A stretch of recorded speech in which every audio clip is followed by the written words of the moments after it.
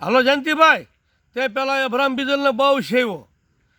અભરામ બીજલને બિચારાને ત્યાં મારો કુટુંબ છે, મારો ગોત્રીઓ છે, મારો ભાઈ છે. એને પહેલાં ત્યાં બહુ સેવીને ત્યાં બહુ ઉપયોગ કરીને પછી હાવ ખેંચીને કાઢી નાખ્યો. આ તારું કામ.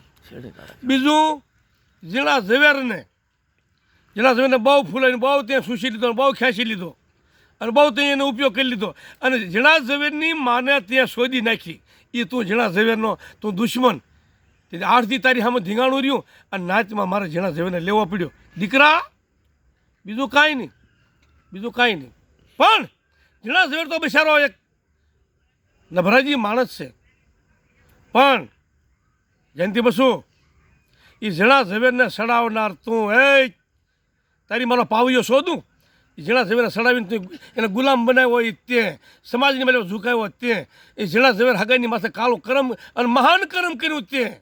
ઝીણા ઝવેરને તું આડાવાળા હાંધા કરીને સડાવ્યો અને સડાવીને તું એને હેઠો પાણી માથે સડીને લોહી ગળાઈ બેસીને પી જોઈ તું. એટલે ઝીણા ઝવેર તો કર્યો. હવે લીધો કમા ધૂળાને, પછી લીધો સુરા ધમાને, પછી લીધો સુરા દુલાને. આ બધાને તું ઉપયોગ કરીને સૂસીને પડી મૂક અને બધાનો ઉપયોગ કરી લે. તારા વેર, તારા દુશ્મનપણું તારી પેઢીએ બોલાવીને મારી સમાજને લૂંટીને તું ખાઈ ગયો. મારી સમાજની માથે કાળો કોપ કરી નાખ્યો. જો વખો ન પડે, વખો પડવા દે નહીં. અને લાંબો વખો હાંકી છેલ્લી બાકી કાંઈ ન આવે. જ્યારે તારો ટાંટિયાનો સમય લાંબો વખો હાંકી મૂકીને વખો પડવા ન દે.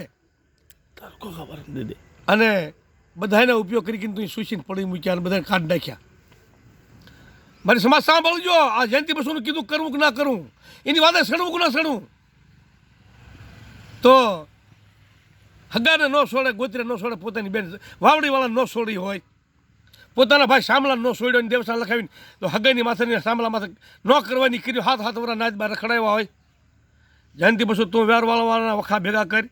વેર વાળવા હાટું વખા તારી પેઢીએ બોલાય, ફોહલાવીને બોલાય, મીઠું બોલીને બોલાય. અને પછી તું વેર વાળ મારી સમાજની માથે કાળો કોપ કરશો.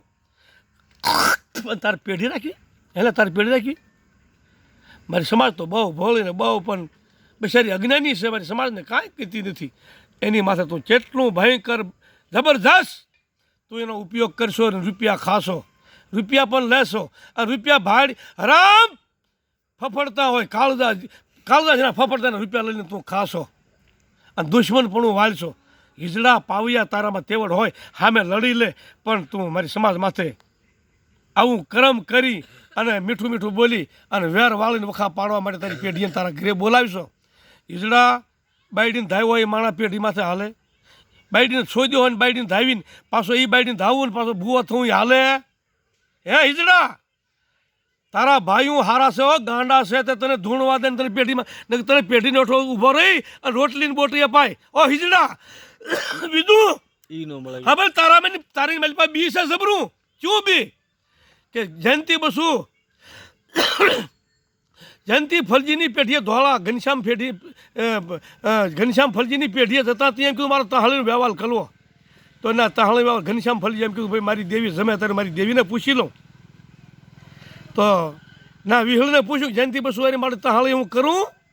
ના, વિહળીએ ના પાડી. તો તારામાં શું બી છે? તારીને કહું તું બી આપજે. હો નકર હવે ધોળામાં આવ્યો તો તારી માથે નહીં થવાની, પેઢી સડતો નહીં, કોઈ નહીં ભૂલે શું કે તને એમ કહું. તારામાં શું બી કે વિહળીએ ના પાડી તહાળી વ્યવહાર કરવાની, એ બી તું આપજે. હો નકર તારી છે ને તારી હવે તું